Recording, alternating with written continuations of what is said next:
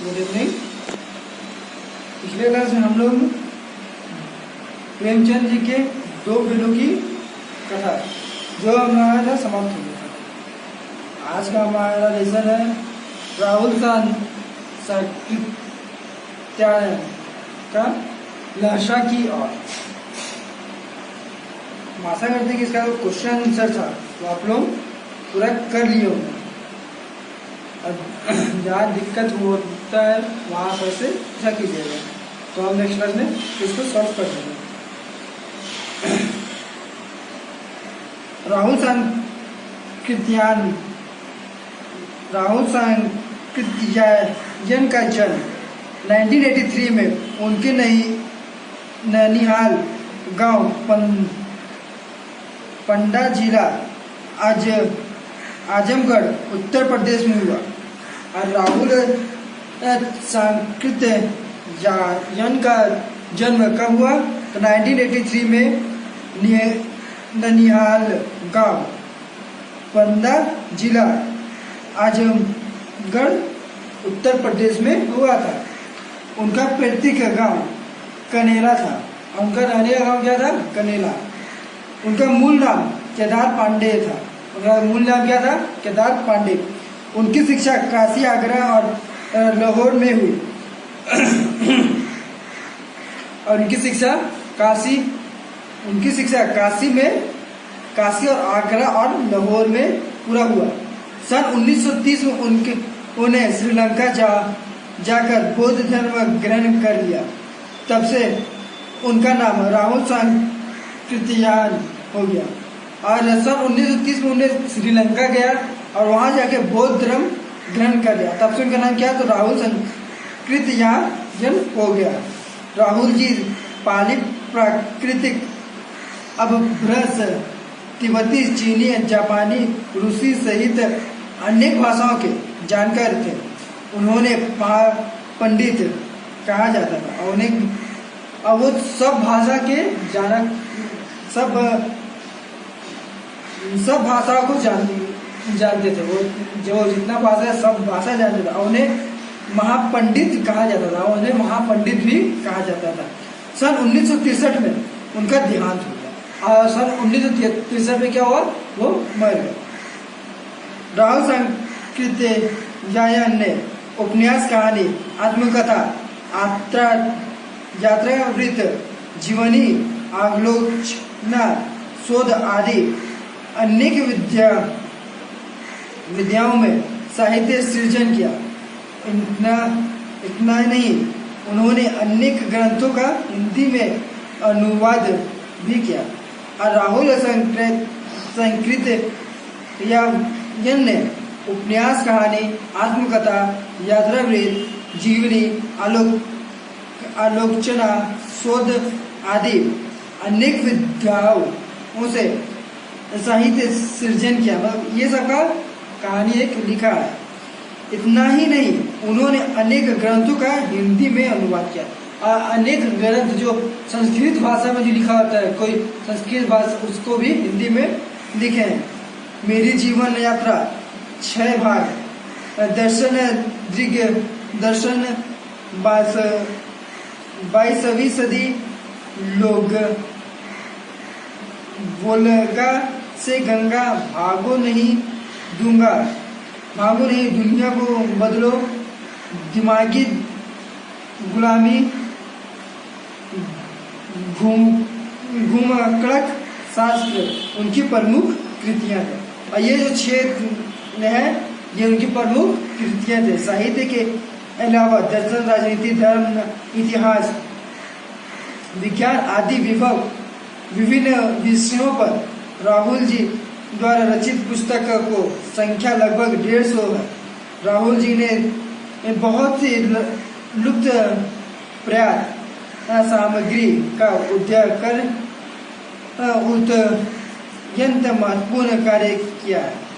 यात्रावृत्त लेखन में राहुल जी का स्थान अन्यमत है।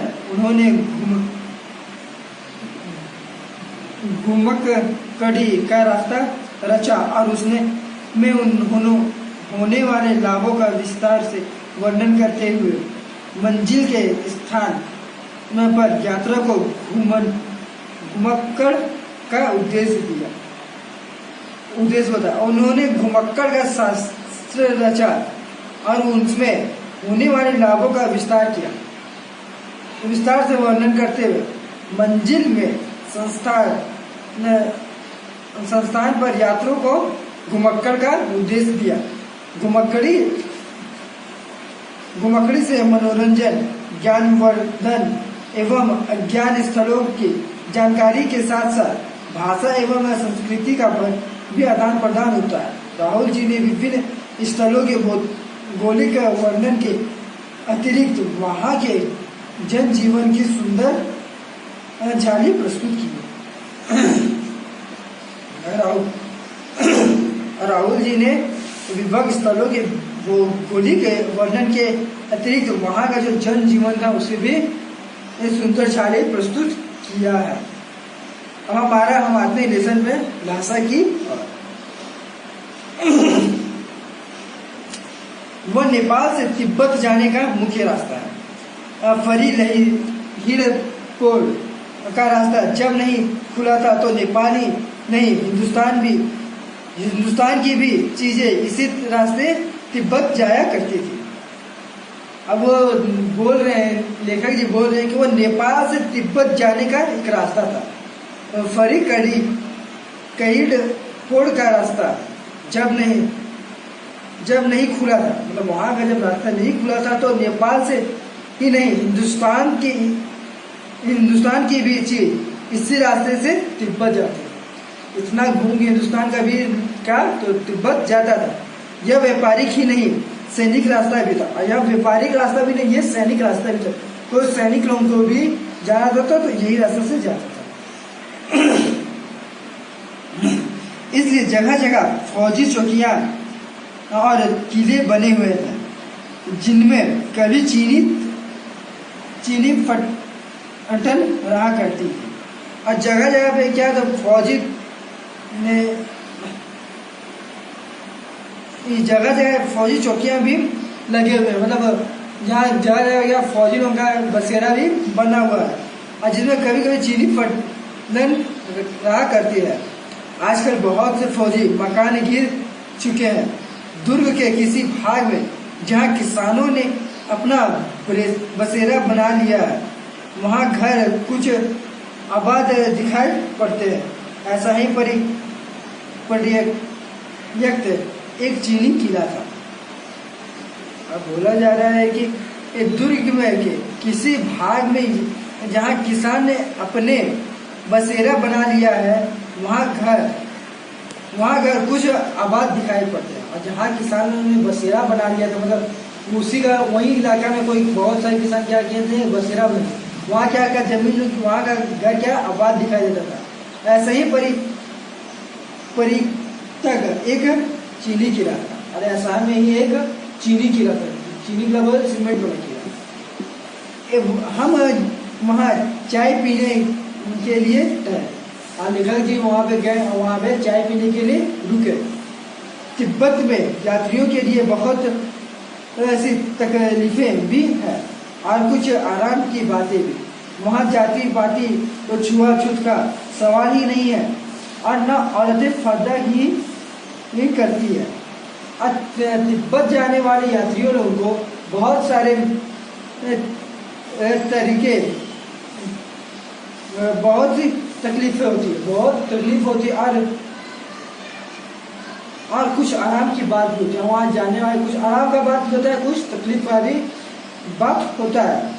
वहाँ जाति पाति छुआछूत का सवाल ही नहीं है और ना ही औरतें पर्दा करती है और ना ही औरतें मतलब कि से औरतें पे मतलब कोई औरतों को नीचा ऐसा कोई समझता है। बहुत नियम श्रेणी के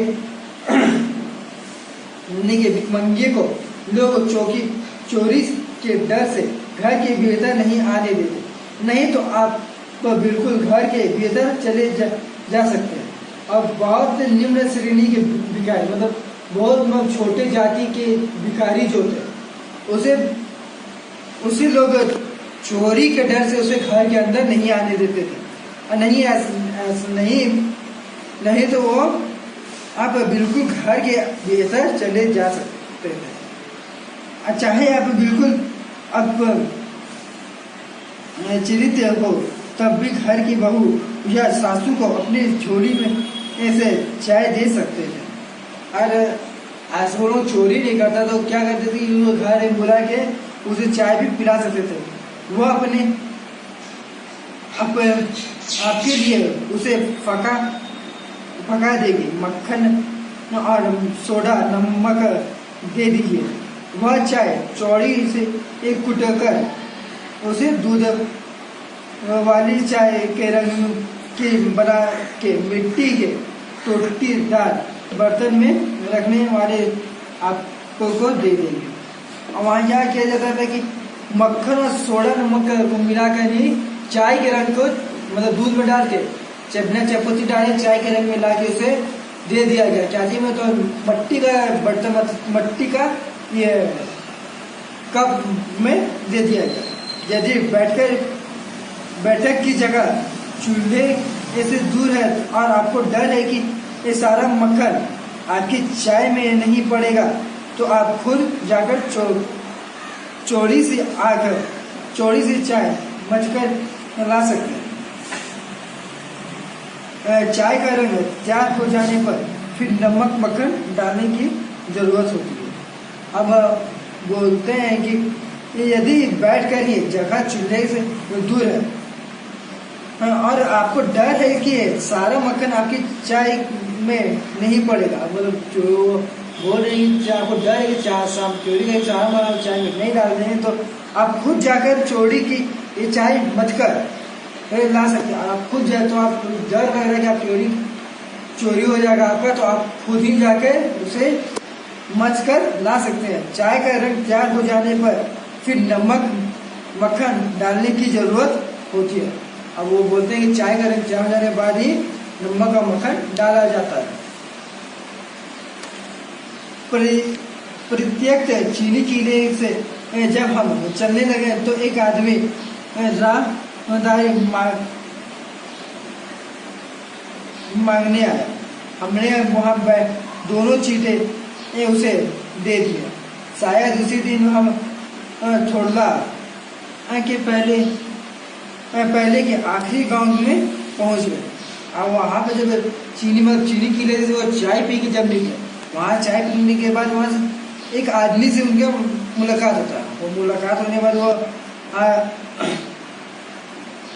एक आदमी से उनके मुलाकात होता है और वो राहदारी मांगने लगे। वो मतलब राहदारी मांगने लगे और हमने वह दोनों चीटें उसे दे दी। शायद उसी दिन हम थोड़ला के पहले के आखिरी गांव में पहुंचा और शायद वो थोड़ला के पहले ही आखिरी गांव में पहुंच गए थे। वो लेखक जी यहाँ भी सुमति के जान पहचान के आदमी थे और यहाँ भी सुमति के जान पहचान के वहाँ भी आदमी थे और भिखमंगे रहते थे। नहीं, एक वृद्ध यात्री के वेश में एक घोड़ा पर सवार होकर आए थे, किंतु उस वक्त किसी ने हमें रहने के लिए जगह नहीं दी और हम गांव के एक सबसे गरीब झोपड़े में थे। और वहाँ गए तो देखा कि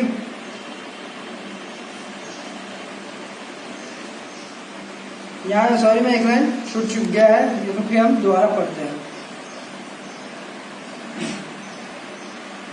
यहाँ भी सुमति के जान पहचान के आदमी थे और भिखमंगे रहते हुए ठहरने के लिए अच्छी जगह मिली। 5 साल बाद हम इसी रास्ते लौटे थे और भिखमंगे नहीं एक वृद्ध यात्री के वेश में घोड़ा पर सवार होकर आए थे। और वो बोलते हैं कि हम यहाँ पे गिरे तो 5 साल बाद आए थे और भिखमंगे नहीं एक वृद्ध यात्री के फेस में घोड़ा पर सवार होकर आए थे। एक भिखमंगे के फेस में नहीं आए थे, वो घोड़ा पर सवार होकर आए थे। किंतु उस वक्त किसी ने हमें रहने के लिए जगह नहीं दी। किंतु उस समय भी उसे रहने के लिए उसमें जगह नहीं मिली और हमें गांव के एक सबसे गरीब झोपड़े में ठहरे, वो गांव के सबसे गरीब झोपड़े में जाके ठहरे। बहुत कुछ लोगों ने कि उस वक्त के मनोवृत्ति पर ही निर्भर है, खासकर शाम के वक्त छड़ पीकर बहुत कम होश हवास को दृष्ट रखते थे और शाम का टाइम क्या करते थे कि वो नशा में आकर वो बहुत ही कम वो होश हवास को दृष्ट रखते थे, मतलब होश हवास में नहीं आते थे। अब हमें ये सबसे विकट डाटा न थोड़ा पार करना था। अब उसे सबसे विकट क्या पार करना था, तो थोड़ा पार करना था। डांडे तिब्बत में सबसे खतरे एक ही जगह, और डांडे तिब्बत में सबसे खतरा का जगह था। 16-17 फीट की ऊंचाई होने के कारण उनके दोनों तरफ मीलों तक कोई गांव गिराव नहीं होता और 16-17 फीट ऊंचा होने के कारण उन्हें दोनों तरफ मीलों तक कोई गांव गिराव नहीं होती। नदियां के ये मोड़ और पहाड़ों के कानों के कारण बहुत दूर तक आदमी को देखा नहीं जा सकता। डाकुओं और के लिए यह सबसे अच्छी जगह थी और वहाँ से कोई आदमी लोगों को देखा नहीं जा सकता था और वहाँ डाकू लोगों का बसेरा था और डाकू लोगों का बहुत अच्छा रहने का जगह है। तिब्बत में गांव में आकर खून और हो जाए और तिब्बत में गांव में आकर खून हो जाए तब तो खून को सजा भी मिल सकती थी और तिब्बत में आकर वहाँ पर मतलब किसी का मर्डर हो जाता है तो उसे सजा भी मिल सकती है। लेकिन इन निर्जन स्थलों में मरे हुए आदमी के लिए कोई परवाह नहीं करता, लेकिन यहाँ पे जो मर जाता है वहाँ पे उसको उसे परवाह भी नहीं करता। सरकार खुफिया विभाग और पुलिस पर उतना खर्च नहीं करती और तो वहाँ गवाह भी तो नहीं मिल सकता और सरकार खुफिया विभाग और पुलिस का उतना खर्च नहीं करती थी और वहाँ का गवाह भी कोई वहाँ का मतलब कोई वहाँ मर जाता था तो वहाँ कोई गवाह भी नहीं देता था। डकैत पहले आदमी को मार डालते हैं, उसके बाद देखते हैं कि कुछ पैसा है तो है कि नहीं। हथियार का कानून न रहने के कारण यहाँ लाठी की तरह लोग पिस्तौल बंदूक लिए फिरते हैं और वहाँ का डाकुओं क्या करते थे कि पहले जो आदमी दिखता था वो आदमी को मार देते थे।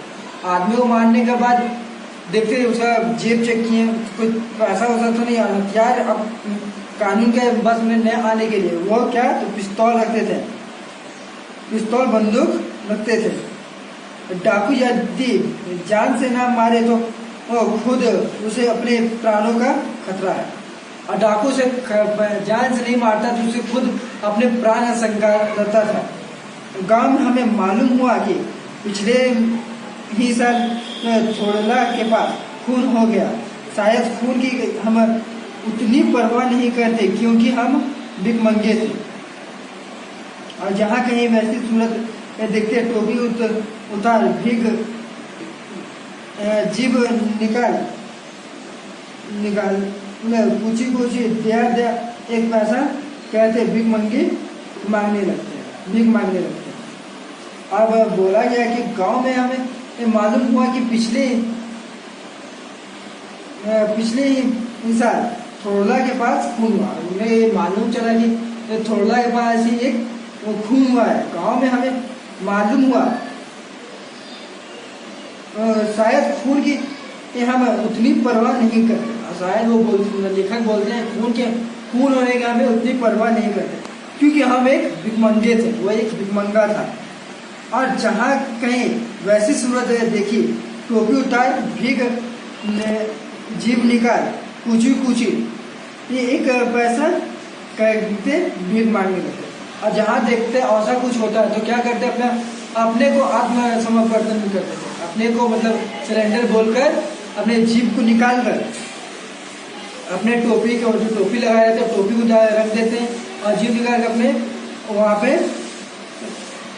पैसे ऐसा पैसा कहते हैं भीख मांगने का, वहाँ पे भीख मांगने लगते हैं।